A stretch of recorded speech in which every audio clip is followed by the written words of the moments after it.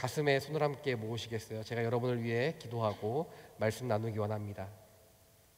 사랑하는 주님, 오늘 이 시간 주님 앞에 나아갑니다. 주님, 우리의 마음의 문을 열고 주님을 초청합니다. 오늘 이 시간 찾아오셔서 우리의 마음 가운데 거하여 주시고 하늘로부터 내려오는 하나님의 사랑과 은혜, 그 충만한 생명의 능력이 우리의 삶 가운데 흘러 넘칠 수 있도록 주님 허락하시고 역사하여 주시옵소서. 감사드리며 예수님의 이름으로 기도드립니다. 아멘. 우리가 이제 계속해서 지금 6주째입니다. 벌써 하나님의 전신갑주에 대해 함께 말씀을 나누고 있습니다. 지난주에 함께 나누었던 첫 번째 아이템 여러분 기억하시나요? 네, 진리의 허리띠죠. 일주일이면 잊어버리기에 충분한 시간이긴 합니다. 괜찮습니다. 네, 또 계속해서 우리는 리마인드 하면 되니까요. 첫 번째 아이템이 진리의 허리띠였다고 한다면 오늘의 두 번째 이템, 제가 요즘 이런 단어도 공부하고 있어요. 제가 이런 거 몰랐는데 인터넷 막 찾아봤어요. 이 아이템 치니까 막 이것저것 나오더라고요. 이템이 뭘까 전 몰랐어요. 뜻을 보니까 꼭 필요하거나 원하는 아이템을 이템이라고 하더라고요. 두 번째 이템입니다. 의의 가슴바지. 이것에 대해 함께 나누었으면 좋겠는데요. 지난주에 이렇게 획득하신 득템한 이 진리의 허리띠 잘 사용하셨나요, 여러분? 제 입에 안 붙어요. 이게 어색한 단어라서 막 득템, 이템 이런 거 잘 안 붙는데 어떠신가요? 여러분들 오늘 작정하고 대답을 안 하기로 하신 건가요? 아니면은 뭐 이렇게 너무 피곤하신 건가요? 어떠신 건가요? 말씀의 진리의 허리띠에 대해 말씀에 대해 우리가 함께 지난주에 나누었는데 이 말씀을 보고 듣고 묵상하는 삶, 그 삶이 우리에게 있었다라고 한다면 우리는 우리의 마음을 지키고 하나님 앞에서 우리의 관계를 더욱더 개선해 나가는데 많은 도움이 되었을 거라 생각이 듭니다. 특별히 이제 우리가 역대기 말씀을 큐티를 하고 묵상을 하면서 더욱 많은 은혜가 되었을 거라 생각이 듭니다. 저는 지난 일주일 동안 일본에 가 있었습니다. 부럽죠? 글쎄요. 저는 이제 수에복구, 오카야마 지역의 7월달에 수에부가 난 지역에 수에복구를 다녀왔는데요. 그곳에서도 말씀을 묵상하고 홀리스타를 제가 삼성에 안 나온다고 해서 홀리스타가 없는 게 아니에요. 거기 가서 또 홀리스타를 해야 되고요. 거기 가서 지체들과 함께 말씀을 나눠야 되고 갑자기 또 수요일날 수요 예배 설교를 해달라고 말씀하셔가지고 갑자기 또 설교를 하게 되고 막 이런 일들이 있었습니다. 그러면서 제가 생각을 했어요. 하나님께서 나를 끊임없이 말씀을 묵상하게 하시는구나. 너무 힘든 거예요. 수혜복구를 하고 일주일 동안에 그 매일마다 낮에 나가가지고 뭔가를 하고 사역을 하고 또 말씀을 준비해야 되고 또 새벽에 일어나자마자 말씀을 나누어야 되고 이 삶이 너무 힘든 거예요. 지치는 거예요. 근데 제가 수요일날 예배가 끝나고 딱 알았습니다. 하나님이 말씀을 묵상하게 하심으로 인해서 내 영혼이 살아나는구나. 하나님이 말씀을 나누고 말씀을 묵상하고 말씀을 준비하게 하는 이 시간이 너무나도 사실은 지치고 힘들고 내가 왜 일본까지 와가지고 수혜복구하러 와가지고 지금 수요예배 말씀을 전해야 되나. 그것도 예전에 미리 좀 말씀해 주셨으면 한국에서 준비해 갈 텐데 그것도 아니고 가자마자 갑자기 말씀 부탁해요 목사님, 일본 통역하고 나서 그냥 훌라당 가버리신 거예요. 목사님이 나는 어떻게 해야 되나, 말씀을 얼마나 전해야 될까요 했더니 보통 40분 정도 전하신다고. 40분이면 제가 주일 예배 설교하는 만큼 준비를 해야 되는데 저는 그럴 시간이 없고 어떻게 해야 될까. 너무나도 힘들고 그렇게 막 억지로 막 말씀을 준비하는 것처럼 준비했는데 하나님이 그들의 영혼 하나님께서 알아서 책임지시겠고 제 영혼을 살리시는 걸 느꼈습니다. 사랑하는 여러분, 말씀을 묵상한다는 그런 거예요. 어떨 땐 너무 피곤해서 자고 싶죠. 너무 힘들어서 그냥 이렇게 말씀을 묵상하다 잠들 때가 가끔이 아니라 굉장히 종종 있을지도 몰라요. 그런데 말씀을 묵상함으로 말미암아 새로워지고 살아나는 내 영혼을 분명히 발견하게 될 것입니다. 저와 여러분이 지난주에 그렇게 조금 힘들게 살았어도 괜찮아요. 이번 주에 다시 살아내는 거예요. 말씀을 붙들고 말씀을 묵상하며 살아내는 저와 여러분의 삶이 되시기를 축원합니다. 우리가 전신갑주를 이제 나누며 계속해서 마귀에 대해 좀 나누고 싶은데요. 왜냐하면 우리가 이제 적을 알아야 우리가 어떻게 싸울까에 대해서 알 수 있기 때문이죠. 그래서 오늘 그 의의 가슴바지에 대해 나누기 전에 우리가 좀 마귀에 대해, 마귀의 계략에 대해 좀 더 살펴보고자 하는데, 손자병법에 보면요 이런 이야기가 있습니다. 지피지기면 뭐라고 합니까? 나왔어요 벌써. 퀴즈였는데 백전 불태입니다. 불패가 아니라. 네. 아군과 적군의 실정을 잘 알면요 100번을 싸워도 위태롭지 않다. 손자병법에는 지피지기면 백전불태라고 나와 있습니다. 또 다른 말이 있는데요, 여기 나와 있죠. 지피지기면 일승일부라. 나를 알고 적을 모르면 이길 확률이 반반이라는 것이죠. 우리가 근데 이 지피지기면 불태라는 말이, 불태인데요, 불태라는 말이 제가 굉장히 와닿았어요. 우리가 적어도 마귀의 계략에 대해서 알고 우리가 그것을 준비하고 우리가 말씀으로, 의로움으로, 다른 것들로 우리가 중무장하면 내가 쓰러지진 않겠구나. 내가 하나님의 말씀을 붙들고 살아가면 적어도 마음을 지키며 살아갈 수는 있겠구나라는 묵상이 되었습니다. 우리는 이 마귀에 대해 알아보는데, 이 마귀의 이름이 이제 헬라어에서 이제 번역한 이름입니다. 헬라어 이름이 뭐냐면요, 디아블로스입니다. 디아블로스. 그리고 히브리어 이름이 있어요. 이게 이름이 두 개가 있는데요, 히브리어 이름은 뭐냐면요, 사탄입니다. 그러니까 디아블로스라는 이름은요, 중상하는 자라는 뜻을 갖고 있는데, 이 중상이 무엇인가? 우리가 중상모략이라는 고사성어도 있지만, 이 중상이란 무엇인가? 근거 없는 말로 남을 헐뜯어 명예나 지위를 손상시키는 사람, 그게 바로 마귀라는 거예요. 즉 마귀가 근거 없고 혹은 거짓으로 우리에 대해 헐뜯어서 내 마음을 상하게 하고 하나님 앞에 우리를 정죄하게 하는 것, 우리가 정죄받게 하는 것, 그것이 바로 마귀라는 뜻입니다. 이 중상모략, 그러니까 중상이라는 단어가 헐뜯다의 뜻과 모략이라는 사실을 왜곡해 남을 해롭게 한다라는 이 뜻, 이 중상모략만큼 마귀를 잘 나타내는 단어가 없다라고 생각이 듭니다. 거짓의 아비인 마귀가 할 수 있는 일은 사실 거짓을 말하며 진리의 말씀을 의심하게 합니다. 그리고 믿음을 파괴하는 일들을 하게 되는 것이죠. 마귀가 원하는 것이 무엇인가? 우리가 흔들리는 것을 원하는 거예요. 우리의 믿음이 흔들리고 우리가 말씀을 의심하게 하는 것을 원한다는 것입니다.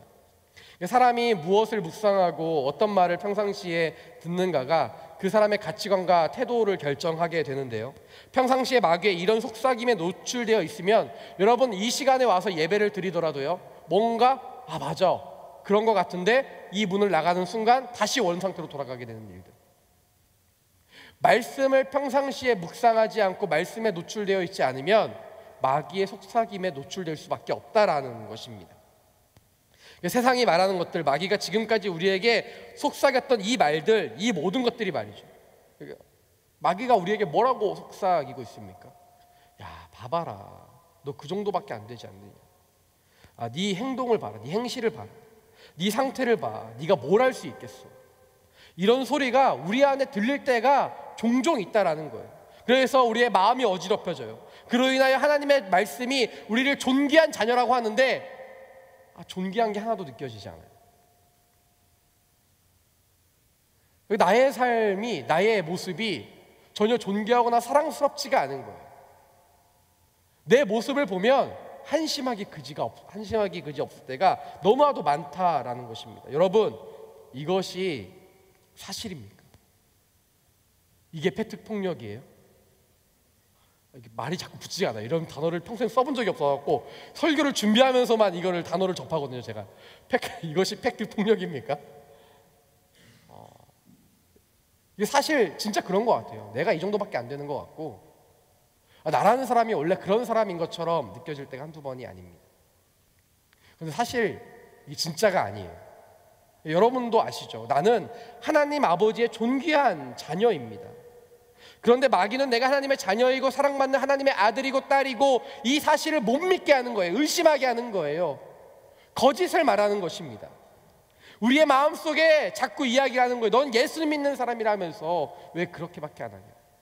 야, 너 교회 다니면서 네 마음을 봐봐, 네 행동을 봐봐, 네 말을 봐봐, 네 생각하는 걸 봐봐. 어떻게 그럴 수가 있니?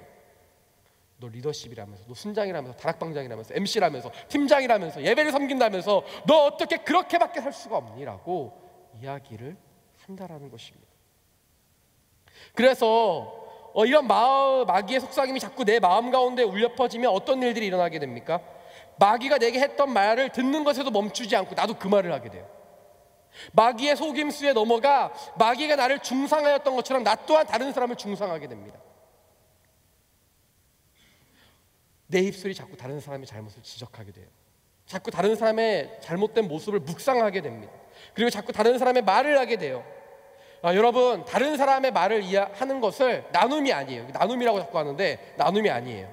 나눔이란 뭐냐면요, 내 말을 하는 거예요. 그러니까 무슨 말이냐면, 내가 이런 문제로 너무 어렵고 힘들었어. 내가 이 죄성 때문에 너무 힘들고 나를 위해 기도해줘. 내가 어떻게 살아가야 될까 함께 나누는 게 나눔이에요. 나눔이잖아요. 나눔. 이렇게 기억하셔야 돼요. 다른 사람에 대해 이야기하는 것을 뭐라고 하냐면 뒷담화라고 하는 거예요. 그건 나눔이 아니에요, 여러분.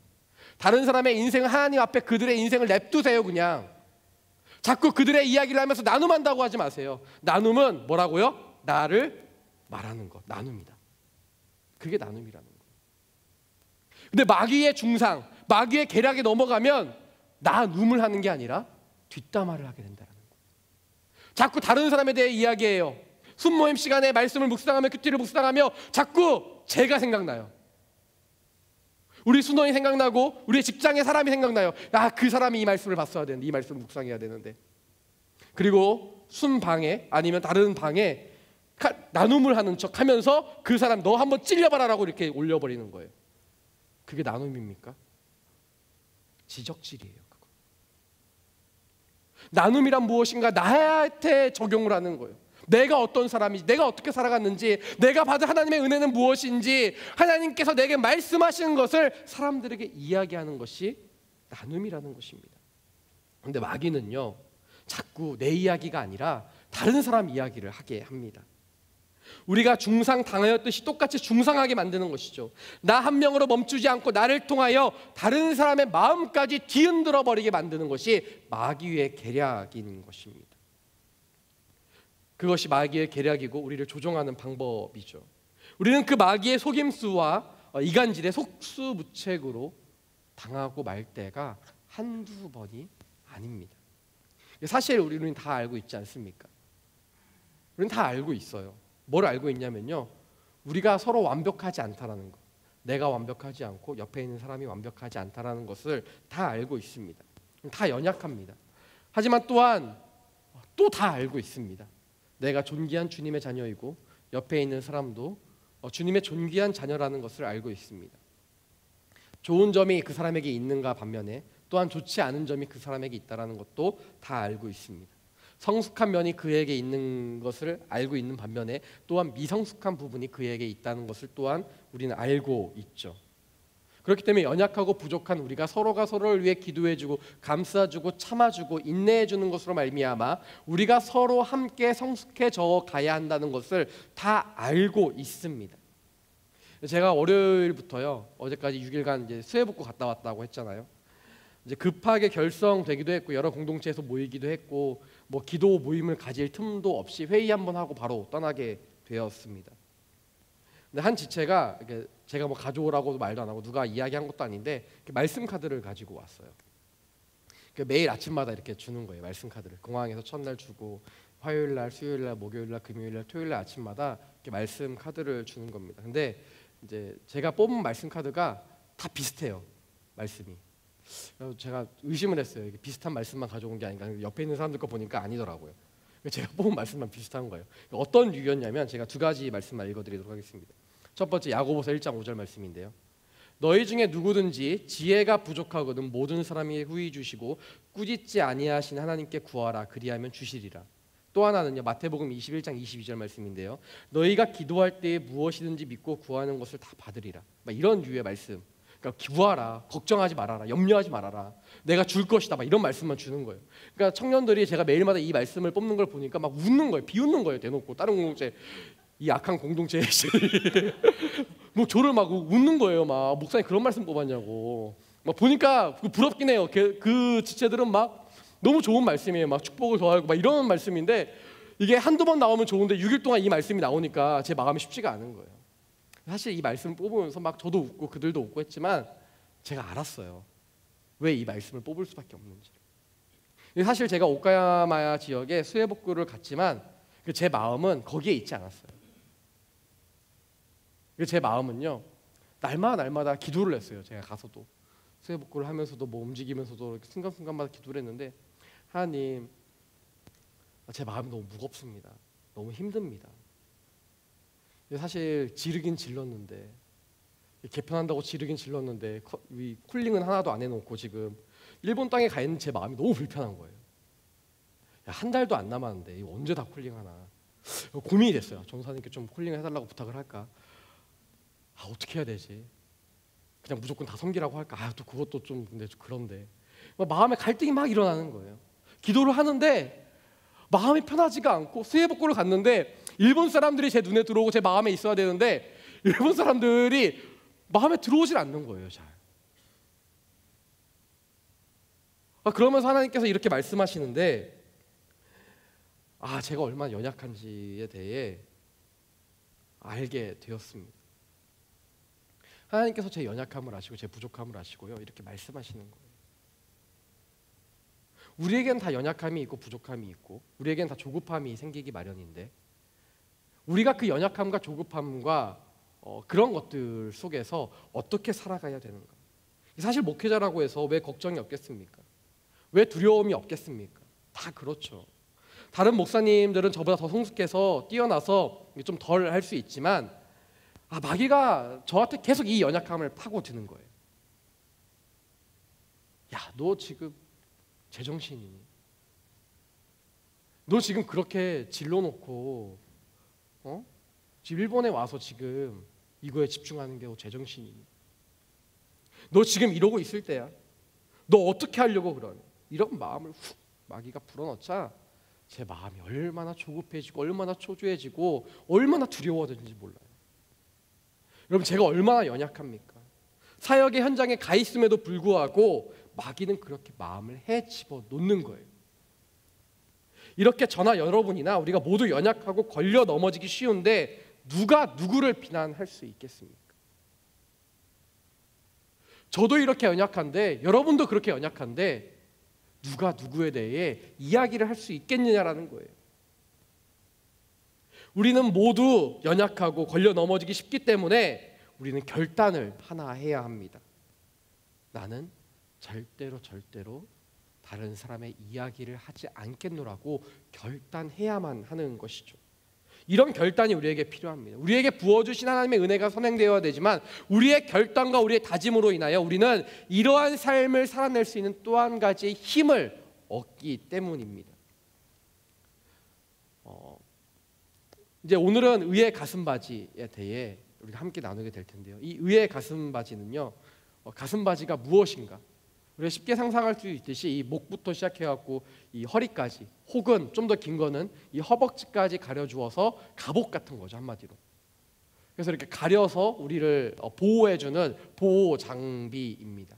근데 그 당시에는요, 가죽으로 대부분 되어 있었는데 이 가죽을 전쟁에 나가기, 전투에 참여하기 전에 물에 적십니다.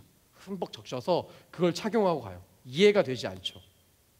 왜 적셔야만 할까? 가죽을 물에 적시면 더 무거워지지 않습니까? 움직이기 더 힘든데 왜 적실까? 그 당시에는요, 화공이 많았어요. 화전이 많았어요.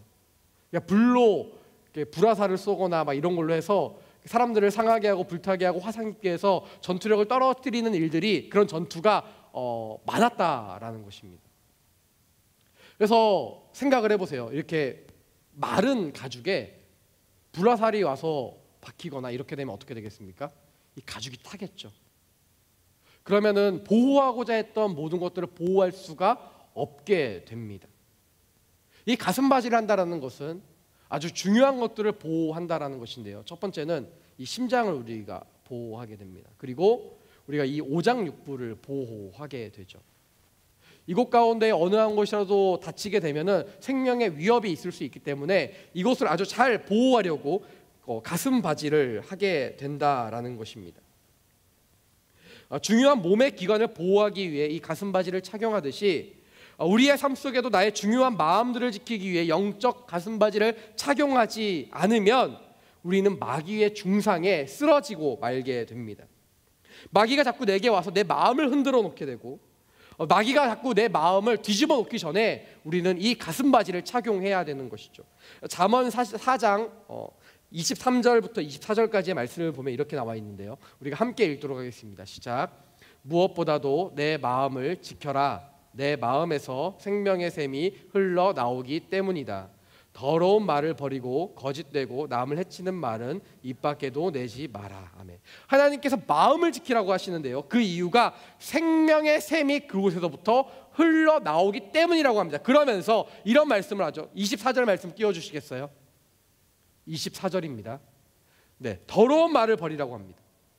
그리고 거짓되고 남을 해치는 말은 입 밖에도 내지 말라라고 말씀하고 있습니다.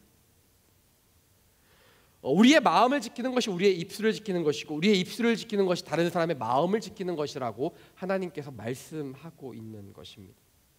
가인을 한번 생각해 보시겠어요? 마음을 지키지 못하니까 하나님 앞에 결국 죄를 짓고 말게 됩니다. 이 가인이 지었던 죄는요, 결국에는 살인죄이지만 사실 그 전에는 왜 하나님께서 내 제사를 받아주시지 않을까 하는 마음이 있었습니다. 이 마음이 어떤 마음이죠? 하나님으로부터 우리가 흔히 이야기하는 마음이 어려워졌다. 즉 다른 말로 하면요, 감정이 상했다라는 것입니다. 자신의 예배가 받아들여지지 않자 그가 감정이 상해버린 거예요. 실제로 고대인들은요, 이 감정이라는 것이 어디에서 나오냐고 생각했냐면 이 마음에서 나온다고 생각했습니다. 가슴에서. 그래서 이 가슴을 지키는 것은 무엇인가? 감정을 지키는 것입니다. 즉 마귀가 우리를 공격하면 가장 먼저 마음을 지키지 못하게 하게 하는데, 그 마음이 대체적으로 무엇인가? 바로 감정이라는 거예요. 마귀는 많은 걸 할 필요가 없어요. 감정선만 살짝 건드리면 우리가 하나님 앞에 아무것도 지킬 수 없게 하게 됩니다. 이성적인 사람들이 계시죠. 합리적인 사람들도 이 가운데 있으실 텐데요, 아무리 이성적이고 아무리 합리적이라도 감정이 뒤틀려 버리면요, 이성하고 합리적인 것은 다 떠나버리게 됩니다. 그러니까 뭐만 남습니까? 감정만 남게 됩니다. 감정이 상해버리면 아무것도 되지가 않아요. 그렇지 않습니까? 우리의 감정이 상해버리면요, 사람을 있는 모습 그대로 볼 수가 없어요. 그래서 가장 무서운 것 중에 하나가 있는데요, 그게 뭐냐면 섭섭이에요. 섭섭이. 섭섭이가 마음에 들어가면요, 그 사람을 그 사람 있는 그대로 보지 못하게 하고요, 이성이 다 마비되게 됩니다. 옆에 있는 분들에게 한번 축복해 보시겠어요? 섭섭이를 조심합시다. 여러분 진짜 중요해요. 이 섭섭이가 마음에 들어가면요, 뭐 아무것도 안 돼요. 아니 뭐 말씀 보기는 봐도 아무런 은혜가 없고요. 섭섭이가 들어가게 되면요, 뭐 순에 대해서, 공동체에 대해서, 교회에 대해서, 뭐 정부에 대해서, 나라와 민족에 대해서, 열방에 대해서 뭐 하나 마음에 드는 구석이 없어요. 그냥 별로인 것처럼 보이게 되는 거죠.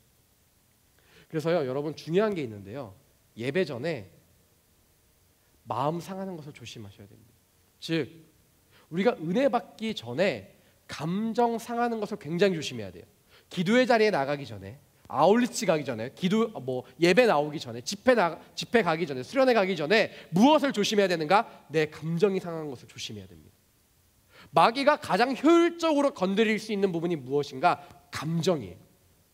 사실 우리가 예배 드리러 오기 전에 옷에 뭘 흘리거나 아니면은 넘어져서 무릎이 까지거나 이럴 수도 있지 않습니까? 아니면 접촉사고가 날 수도 있고요. 근데 사실 무릎이 까져도 금방 낫게 되고, 좀 더러워지긴 했지만 세탁하면 되고, 옷이야 뭘 흘렸으면 그러면 되는 문제인데 예배에 집중할 수가 없어요. 왜 그렇습니까? 감정이 상했기 때문이에요. 하나님의 말씀을 잘 들으려고 실컷 준비하고 나왔는데 누가 내 마음에 탁 걸리는 말 한 가지를 했어요. 한 단어가 걸려요. 그러면 그때부터 계속 그게 묵상이 되는 거예요. 아무리 앞에서 찬양을 하고 아무리 말씀을 하고 아무리 기도를 해도 왜 그랬어 진짜 나한테. 진짜 짜증나게. 제가 여러분에게 짜증 내는 게 아니고요. 그렇다라는 거죠. 뭐 혹시 찔리시는 분이 계세요? 오늘 아무런 일도 없었는데. 마음이 상하게 되면 너무 어려운 거예요. 그래서 저도 가장 조심하는 게 뭐냐면요, 말씀을 준비하면서 이 올라오기 전까지 가장 조심하는 게 뭐냐면요, 감정이에요.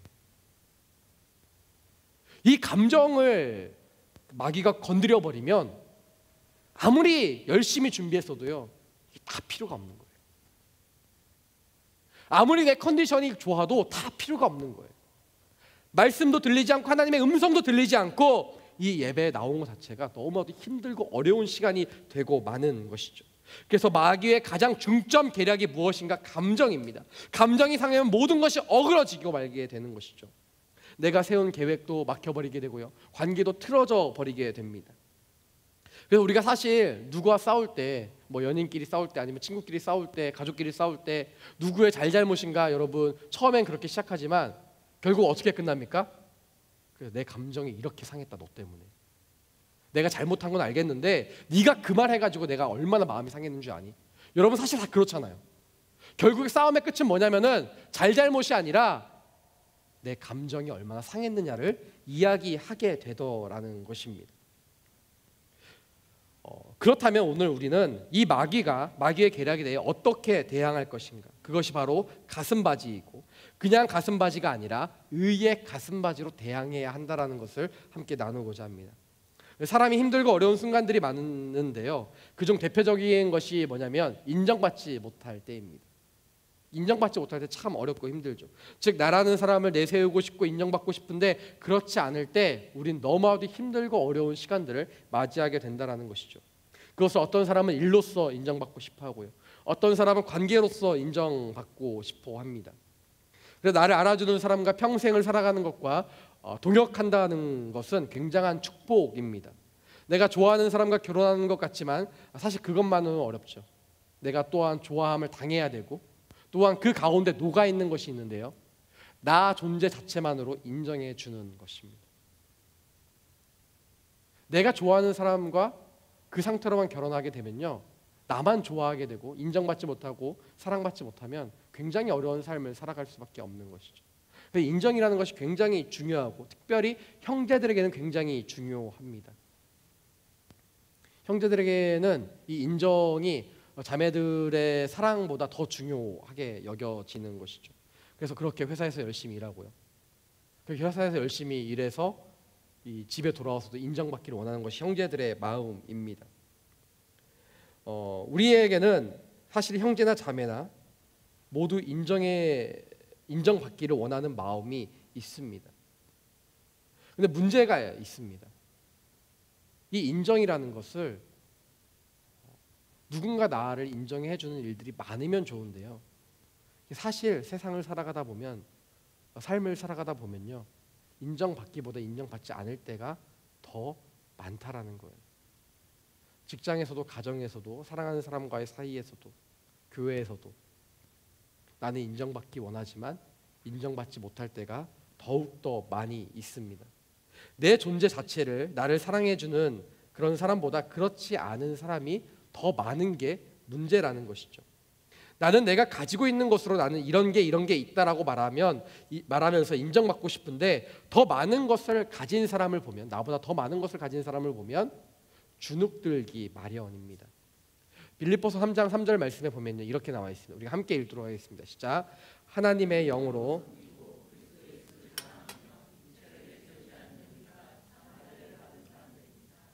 사도 바울이 빌립보서의 말씀을 통해서 참 할례 받은 사람에 대해 이야기하고 있습니다. 참 할례 받은 사람이 있다라는 것은 무엇입니까? 반대로 거짓 할례 받은 사람이 있다. 그러면 참 할례 받은 사람의 특징은 무엇이냐면, 말씀에 보면요, 3장 3절 말씀을 띄워주시겠어요? 이렇게 나와 있습니다. 보시면요, 그리스도 예수를 자랑하며 육체를 내세우지 않는 사람, 그 사람이 참 할례를 받은 사람이라고 나와 있습니다. 즉, 예수 그리스도를 자랑으로 알고 자랑을 하며 살아가는 사람이 참 할례 받은 사람이다. 그렇다면 거짓 할례 받은 사람은 어떤 사람일까요?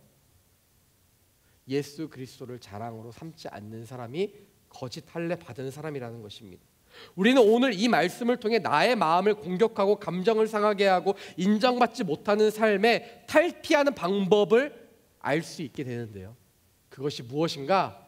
바로 예수 그리스도를 자랑하는 삶을 살아가면 된다라는 것입니다. 이것이 사실 결론입니다. 예수 그리스도를 자랑하는 삶, 이 삶을 살아가면 되는데 이게 얼마나 어려운지 몰라요. 제가 여러분에게 묻고 싶습니다. 여러분 정말 예수 그리스도가 나의 삶의 자랑이십니까? 다시 한번 묻겠습니다. 여러분 예수 그리스도가 여러분 인생의 최고의, 아니 전부의 자랑이십니까? 여러분 그 삶을 살아갈 때 의의 가슴바지가 우리에게 착용되게 되는 것입니다. 그런데 우리는 한편으로는 사실 좋은 차가 갖고 싶을 때가 있어요. 좋은 집에 살고 싶을 때가 있습니다. 아주 비싼 명품 가방 들고 싶을 때가 있지 않습니까? 제가 이 말씀을 묵상하면서 생각해 봤어요. 정말 그게 우리에게 다 필요한 것인가? 정말 필요합니까? 우리가 가방이 없어서 명품 가방을 사는 게 아니고, 혹은 잘 곳이 없어서 좋은 집을 원하는 것입니까? 왜 우리는 더 좋은 것, 남들이 보기에 더 좋은 것을 갈망하고 간구하며 살아가고 있습니다? 물건에만 그치는 것이 아니라 사실 내가 만나고 싶은 사람에게도 그런 것들을 요구하고 있지는 않습니까? 왜 그렇습니까? 사실 우리의 마음 가운데에는 자랑하고 싶은 마음이 있는 것입니다. 내 만족이라고는 하지만 사실 내 만족에서 그치지는 않습니다. 다른 사람과 비교하며 다른 사람의 보기에 더 좋아 보이는 것을 나는 선택하고 싶어 합니다. 질 좋은 제품을 쓰는 것은 우리에게 아주 큰 유익이 되죠. 그런데 그 일정 수준을 넘어선 것들을 바라보며 부러워하며 그것을 못 가질 때 왜 박탈감을 느껴야 되고, 나는 못 가졌는데 다른 사람이 가진 것을 보면 왜 우리는 마음이 심란해져야 합니까? 내게 필요 이상의 다른 것, 즉 자랑하고 싶은 마음이 우리에게 존재하기 때문이죠. 빌립보서 3장 4절부터 7절까지의 말씀을 우리가 함께 읽도록 하겠습니다. 함께 읽겠습니다. 시작. 비록 나도 육체를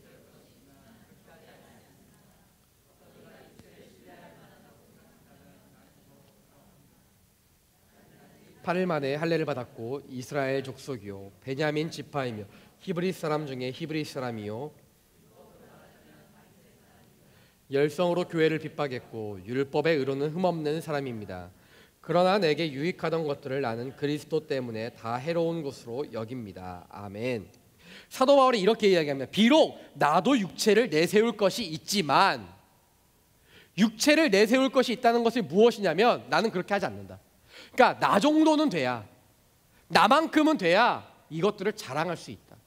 그러니까 너희들이 가진 것보다 내가 가진 것이 결코 적지 않다. 야, 나 정도는 돼야 자랑하지. 야, 내가 가진 것을 한번 들어볼래? 하면서 쭉 나열하는 게 사도 바울이 오늘 빌립보 교인들에게 쓴 편지입니다. 그러나 중요한 이야기를 하는데 7절 말씀에 보면 이렇게 나와 있습니다. 그러나 내게 유익하던 것들을 나는 그리스도 때문에 다 해로운 것으로 여깁니다. 야, 내가 이것들을 다 자랑할 수 있는데 내가 자랑하지 않는 것에 멈추는 것이 아니라 내가 해로운 것으로 여기겠다. 해롭다는 것은 무엇입니까? 내가 그것을 가지고 있음으로 말미암아, 내가 그것을 자랑함으로 말미암아 내게 좋지 않다. 그래서 나는 이걸 다 버리겠다라고 이야기하는 것입니다. 내가 자랑할 것이 너무나도 많이 있지만 내가 다 버리겠다. 왜냐하면 내게 자랑할 것은 오직 한 가지밖에 없는데 그것이 바로 예수 그리스도이기 때문입니다. 내 인생에 내가 가진 것들을 자랑하게 되면 예수 그리스도가 드러나지 않기 때문에 나는 한 가지만을 자랑하기를 원한다. 예수 그리스도. 내가 은혜를 받고 내가 하나님의 사랑을 받았던, 나를 구원하신, 내가 이제까지 이것들이 좋은 것인 줄 알았으나 이제는 사실 내가 알고 보니까 좋은 것이 전혀 아니더라. 나는 오직 예수밖에는 더 이상 자랑할 것이 없노라고 고백하는 사도 바울의 고백이 있어야 하지 않겠습니까? 왜냐하면 그리스도만 자랑해야 되는데 이것들이 나를 막는 거예요. 내가 가지고 있는 것들을 묵상하면 묵상할수록 나는 예수 그리스도가 내 삶에 점점 지워져 나가게 되는 것이죠. 우리가 신앙생활과 세상에서 부딪히는 이유가 무엇입니까? 사실 내가 가진 것이 많기 때문입니다. 내가 사회에서 좀 더 괜찮은 사람으로 살아가려면 신앙을 포기해야 될 때가 너무나도 많이 있습니다. 지난주에도 좀 함께 나누었었는데요. 여러분, 우리가 이제 좀 전에 바이블 아카데미 신청도 했지만, 그리고 리더십 개편의 시즌도 다가오고 있지만, 이런 것들을 신청하고 섬기는 데 있어서 어려운 이유가 무엇입니까, 여러분? 우리가 교회 공동체 사역에 굉장한 많은 그 지체들이 필요로 하는데 섬기는데 어려운 이유가 무엇입니까? 내가 섬기면 내 시간이 뺏겨요. 내가 섬기면 내가 쉴 수 있고 누릴 수 있는 것들을 포기해야만 합니다. 내가 이 신앙생활을 적당히 포기하면요, 더 많은 것들을 누릴 수 있기 때문이죠. 그 누리는 것이 내 자랑이 되기 때문이 아닙니까? 그런데 처음부터 우리가 그런 마음이었습니까? 여러분, 신앙생활 처음 할 때부터 그런 마음이었어요. 여러분, 직장생활하고 사업하시는 분들 사업 시작할 때 어떤 마음이셨습니까? 주님, 내가 이 회사를 들어가게만 해주시면 제가 정말 주님 사랑하고 정말 예배자로 살며 정말 열심히 섬기겠습니다. 여러분, 하나님께 죄송합니다 이런 표현 써서 사기친 거잖아요. 그렇게 되면 그렇게 살지 않으면은 내가 필요할 때는 하나님 찾고 내가 필요하지 않을 때 하나님을 내팽겨치는 삶을 살아가는 것 아닙니까? 극단적으로 말씀드려서 죄송합니다. 하지만 그것이 사실 아닙니까? 나 하나님 앞에서 더 살고 싶다고 말은 하지만 사실 나는 내 삶에 있는 것들을 포기할 생각이 없어요. 이런 것들을 하나님 앞에 기도하면, 예배 때 고백하면요, 어떤 말이 되냐면요, 감언이설이 돼요. 하나님 앞에서 좋게 이야기하지만 사실 그렇지 않은 거죠. 내 말과 내 행동과 내 마음이 너무 다 다른 삶을 살아가게 되는 것입니다. 우리의 그 초심, 예수님 만났을 때 그 첫사랑은, 그 마음은 다 어디에 가 있습니까? 하나님 영광 올리고 열심히 교회에 섬기겠다고 했던 그 일들은 다 어디에 가 있냐라는 거예요. 더 삶이 윤택해지면, 더 높은 위치에 올라가면 더 많은 것을 할 수 있기 때문에 지금은 조금 혹시 포기해야 된다라고 생각하고 있으십니까? 그렇지 않습니다. 지금 최선을 다해 주님을 바라보지 않으면, 온 마음으로 주님을 사랑하지 않으면, 자랑하지 않으면 그때도 주님을 자랑할 수 없고 사랑할 수 없습니다. 그래서 믿음이란 무엇인가? 과거와 미래가 아니라 현재를 살아가는 것입니다. 여러분, 현재 속에서도 주님을 선택하지 않고 주님을 바라보지 않으면 내 미래에서도 그럴 수 없어요. 지금 안 그러는데 미래에는 그럴 것이다? 여러분, 그거는 그냥 나의 소망일 뿐이죠.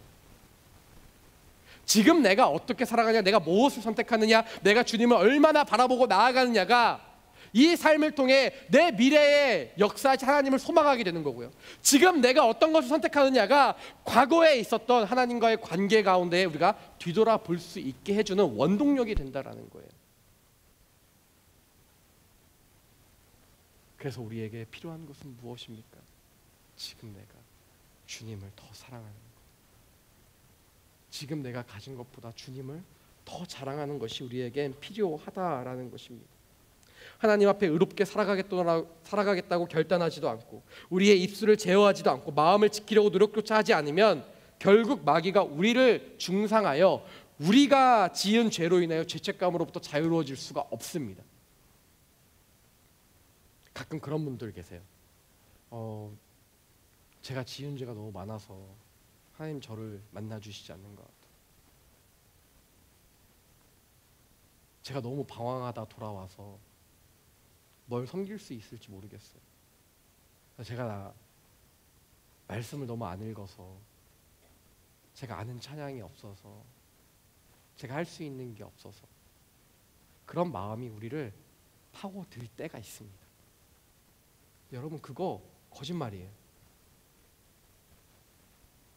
말씀을 모르면요, 지금부터 말씀을 읽고 연구하면 되고요. 찬양을 모르면요, 지금부터 찬양을 듣고 찬양을 부르면 되고요. 내가 할 수 있는 게 없으면요, 아멘, 내가 기도하며 주님 앞에 나아가겠습니다. 주님, 내게 능력 주신 자 안에서 내가 모든 것을 할 수 있다라고 말씀하신 그 말씀을 의지하며 나아가겠습니다라고 결단하면 되는 거예요. 사랑하는 여러분, 무엇이 우리의 마음 가운데 속삭이며 무엇이 우리의 마음을 집어넣고 있습니까? 하나님 앞에 그러므로 우리가 해야 될 것은 무엇인가? 첫 번째는 결단입니다. 여러분, 결단하는 삶을 살아가시기를 축복합니다. 오늘 이 시간 결단하세요. 내가 하나님 앞에 이렇게 살겠노라고 결단하는 삶을 살아가야 됩니다. 그런데 결단하는 모습이 필요한데요, 한 가지 오해하면 안 돼요. 내가 결단하며 부단히도 애쓰는 삶을 통해 내가 완벽한 의를 이루겠구나, 내가 내 노력으로, 내가 내 행동으로, 내 행실로, 내 뜻으로 하나님 앞에 온전히 설 수 있겠노라고 생각하면 안 된다라는 것입니다. 사람이 도달할 수 있는 의로 구원받고자 했던 사람들이 있었는데요, 율법학자와 바리새파 사람들입니다. 마태복음 5장 20절에 보면 이렇게 나와 있습니다. 너희가 율법학자들이나 바리새파 사람들보다 더 의롭지 않으면 결코 하늘나라에 들어가지 못할 것이다 라고 기록되어 있습니다. 그러나 이 사람들처럼 의롭게 된다 할지라도 중요한 건요, 하늘나라에 들어갈 수 없다는 거예요. 하늘나라에 들어갈 수 있는 유일한 방법이 무엇입니까? 예수 그리스도를 믿고 그 은혜를 누리며 살아가는 것이죠. 그래서 우리의 의로움은요, 고린도전서 6장 11절에 보면 이렇게 나와 있습니다. 주 예수 그리스도의 이름과 우리 하나님의 성령으로 씻음을 받고 거룩해져서 의롭다함을 받았습니다 라고 기록된 것처럼 예수 그리스도로 인하여 은혜 입은 자들, 의롭다함을 입은 자들만이 하늘나라에 들어갈 수 있는 것입니다. 하나님의 거룩하심을 닮은 주의 자녀들이 되는 것이죠. 그래서 로마서 8장에 보면 이렇게 나와 있습니다. 8장 1절 말씀인데요, 이렇게 나와 있습니다. 그러므로 이제 그리스도 예수 안에 있는 사람들은 정죄를 받지 않습니다. 사랑하는 여러분, 우리가 누구로부터 정죄받지 않습니까? 마귀입니다. 우리의 죄의 죄감을 자꾸 드러내게 합니까? 내가 얼마나 연약하고 부족한 존재인지 자꾸 마귀가 속삭이고 깨닫게 합니까? 그것이 마치 내 전부인 양, 그것이 마치 사실의 전부인 양 이야기하고 있습니까? 그러나 오늘 말씀은 이야기합니다. 그러므로 이제 그리스도 예수 안에 있는 사람들은 정죄받지 않는다. 왜 정죄받지 않을까요? 8장 2절에 보면 이렇게 나와 있는데 우리가 함께 읽도록 하겠습니다. 시작. 이는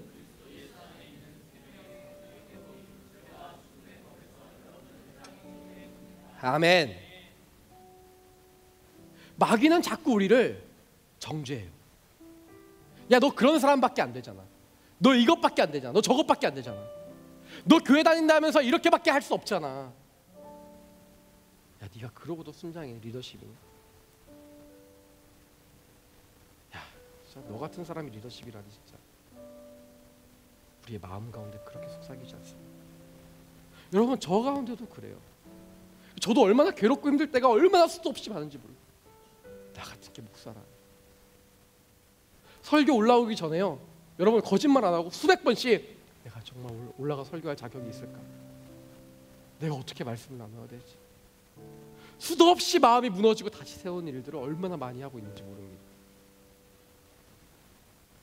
앞에서 고개 푹 숙이고 있잖아요. 여러분, 그 싸움하고 있는 거예요. 하나님 제발 좀 도와달라. 마귀는 제 마음 가운데요, 지금도 끊임없이 네가 이런 말 할 자격이 있느냐라고 이야기합니다. 그런데 주님은 말씀하세요. 그리스도 예수 안에 있는 생명의 성령의 법이 죄와 죽음의 법에서 너를 해방했다. 여러분, 예수님을 믿는 동시에 우리가 사실은 해방된 것입니다. 여러분 믿으십니까? 나를 참소하고 나를 정죄하고 나를 중상하는 그 마귀의 계략이 사실은 모두 끊어져 버린 거예요. 근데 우리를 그것을 못 믿게 하는 것이죠. 그래서 우리에게는 두 가지가 필요한데요, 첫 번째는 아까 이야기했던 것처럼 우리의 결단이 필요하고요, 두 번째는 주님의 은혜가 필요합니다. 그 은혜가 없으면 내 삶을 도저히 지탱해 나갈 수가 없고요. 우리의 결단이 없으면요, 그 은혜를 유지해 나가기가 너무나도 힘이 듭니다. 오늘 내가 얼마나 많은 은혜를 받았느냐도 중요한데요, 내가 이 은혜를 한 주간 동안 어떻게 살아낼 것인가는 더 중요한 문제입니다. 사랑하는 여러분, 주일은 하루예요. 그러나 월요일부터 토요일까지는 6일입니다. 여러분, 이 6일 동안 어떻게 살아내시겠어요? 여러분 마음 가운데 아무런 결단 없이 내가 이 모든 것으로부터 자유해지고 해방되고 끊어져 버리고 내가 주님 앞에 온전하게 살아갈 수 있겠노라고, 살아가겠노라고 결단하지 않으면 어떻게 하겠습니까? 사랑하는 갈로 공동체 여러분, 우리에겐 주님의 은혜가 필요하고 결단이 필요합니다.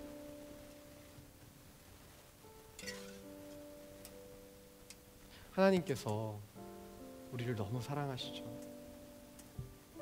오늘 그런 분들을 위해 좀 특별히 우리 함께 기도하기를 원하는데요, 나를 너무 사랑하신다는 것을 아는데 그게 안 믿어져요. 하나님 나를 너무 존귀한 자녀라고 여기신다고 했는데 나는 그게 잘 안 믿어져요. 하나님 나와 함께 하신다고 하는데 사실 너무 잘 안 믿어져요. 오늘 그러신 분들이 있습니까? 가슴에서 좀 손을 모으시겠어요? 우리 함께 기도했으면 좋겠습니다. 큰 소리든 작은 소리든 여러분 어떠한 모양이든지 간에 기도했으면 좋겠어요. 주님, 내가 주님의 사랑 알기를 원합니다. 마귀의 속삭임에서 자유롭게 되기를 원합니다. 아니 마귀의 계략으로부터 우리가 승리하기 원합니다. 주님, 나의 삶 가운데 역사하시고 함께하여 달라고 우리 함께 기도하시며 나아가도록 하겠습니다.